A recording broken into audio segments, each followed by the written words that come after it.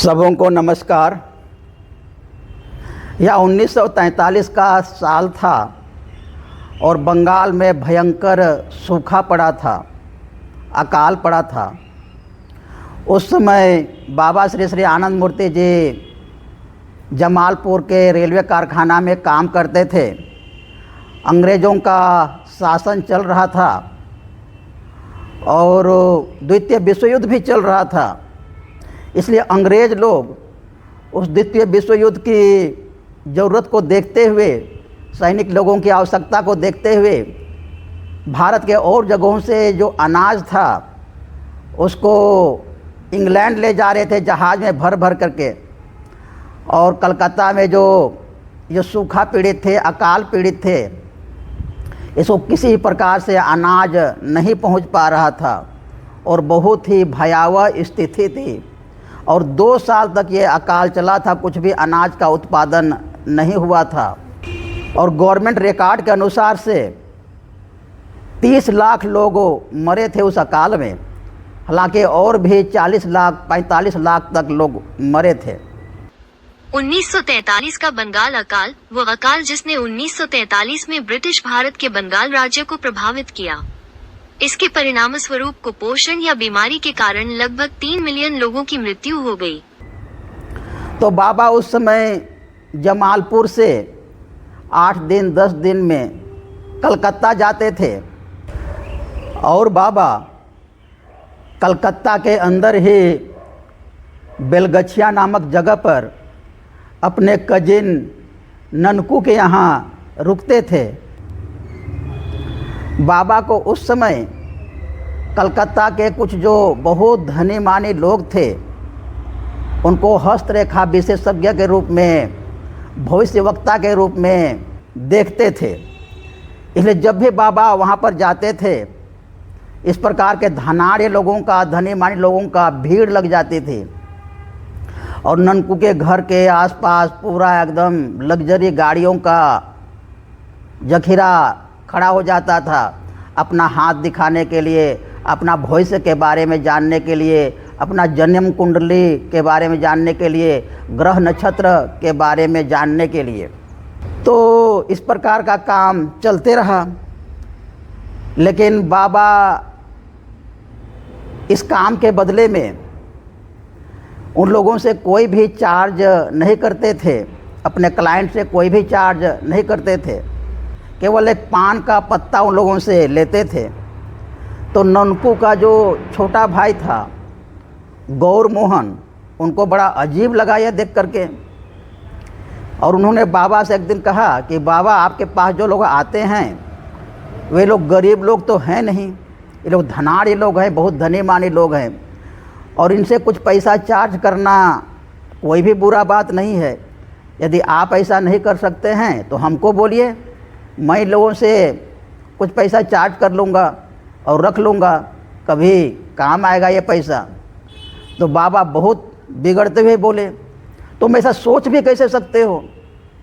इन लोगों का पैसा तुम्हारे जीवन में कभी भी अच्छाई नहीं ला सकता है, तुम्हारे जीवन में कष्ट ही ला सकता है, बुरा ही कर सकता है तुम्हारे जीवन में, इसलिए इसके बारे में तुम कभी सोचना भी नहीं। तो ननकू का भाई को इस प्रकार से डांट पड़ने के बाद फिर और आगे साहस नहीं किया बोलने के लिए, और बाबा का इस प्रकार का सेवा का काम चलते रहा। लेकिन कुछ दिनों के बाद ननकू और गौर मोहन को आभास हुआ कि बाबा जो इस प्रकार का सेवा कर रहे हैं, बाबा का कुछ दूसरा ही मकसद था, दूसरा ही लक्ष्य था।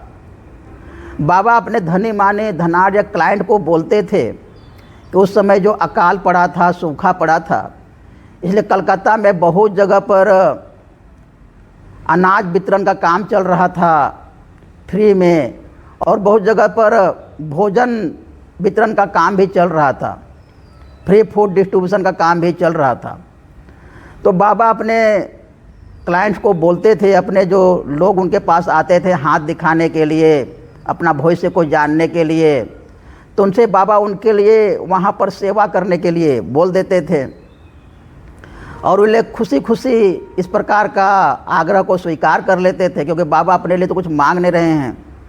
और लोग बाबा को खोना भी नहीं चाहते थे, क्योंकि उनके पास इतना एक बढ़िया हस्तरेखा विशेषज्ञ थे बाबा के रूप में, और भविष्यवक्ता, ग्रह नक्षत्र सब कुछ को जानने वाले, एकदम सही सही एक्यूरेट बताने वाले आनंद मूर्ति जी थे। तो इसलिए बाबा को खोना नहीं चाहते थे। बाबा जो बोलते थे वहाँ पर ये सेवा कर देते थे, और इस प्रकार से बाबा इनडायरेक्ट रूप से जो उस समय अकाल आया था, सुख आया था, उसमें बहुत मदद किए थे। और जब ये सूखा का समय समाप्त हो जाता है 2 साल के बाद, 43-44 के बाद, उसके बाद भी बाबा का इस प्रकार का काम चलते रहा कलकत्ता में। और कलकत्ता में जो अनाथ आश्रम है उनको कभी इसके माध्यम से लाभ मिलता। बाबा बोलते हैं कि वहाँ उस अनाथ आश्रम को जाके सेवा कर दो, कुछ रकम दे दो। कोई स्कूल की बिल्डिंग जर्जर होती, कमज़ोर होती, बाबा उसको डोनेट करने के लिए बोलते अपने क्लाइंट्स को। और कभी कोई गरीब बच्चों को, गरीब स्टूडेंट्स को टीचिंग एड्स, कॉपी कलम, पुस्तक और भी फ़ी वगैरह देने के लिए बाबा उनको दिशा निर्देश देते, गाइड करते। और बाबा के जो धनी माने शिष्य लोग थे, क्लाइंट थे, वो लोग खुशी खुशी इसको जा कर के कर देते थे। दूसरी बात, जब 2 साल से बंगाल में सूखा पड़ा था तो वहाँ तो कृषि क्षेत्र में और कोई काम नहीं था, इसलिए लोग अपने रोजी रोज़गार के लिए, कुछ पैसा कमाने के लिए बिहार का मुंगेर, जमालपुर की तरफ रुख किए थे, क्योंकि जमालपुर में रेलवे का बहुत बड़ा कारखाना था। इसलिए कुछ काम की तलाश में लोग उधर सब आ रहे थे। इसलिए जमालपुर में सूखा प्रभावित लोगों का बहुत अधिक रस था, भीड़ भाड़ था। और इसलिए बाबा जमालपुर में भी फ्री फूड डिस्ट्रीब्यूशन का प्रोग्राम चालू किए थे अपने दोस्तों के माध्यम से। और बाबा के साथ जो काम करने वाले थे रेलवे ऑफिस में, उनको 1 दिन का तनख्वाह देने के लिए प्रेरित किए थे, ताकि वह फ्री फूड डिस्ट्रीब्यूशन का काम सुचारू रूप से चल सके और लोगों की सेवा हो सके। तो इसलिए बाबा अपने दोस्तों के माध्यम से और जान पहचान के लोगों के माध्यम से, और उसी रेलवे कारखाना में उनके जो कलीग्स थे जो वहाँ पर काम करते थे, उनको 1 दिन का वेतन देने के लिए प्रेरित किए थे, ताकि वहाँ जो फूड डिस्ट्रीब्यूशन का काम चल रहा था, लोगों का सेवा का काम चल रहा था, उसमें किसी भी प्रकार का व्यवधान ना हो। तो बाबा इस प्रकार वह जो सूखा, भीषण सूखा अकाल पड़ा था बंगाल में, उसमें बढ़ चढ़ करके अपने तरीके से सेवा का काम किए थे। बाबा इन सब बातों को अपने जो एक सन्यासी शिष्य आचार्य विजयानंद अवधूत को बताए थे, और ये पुस्तक में छपी हुई है।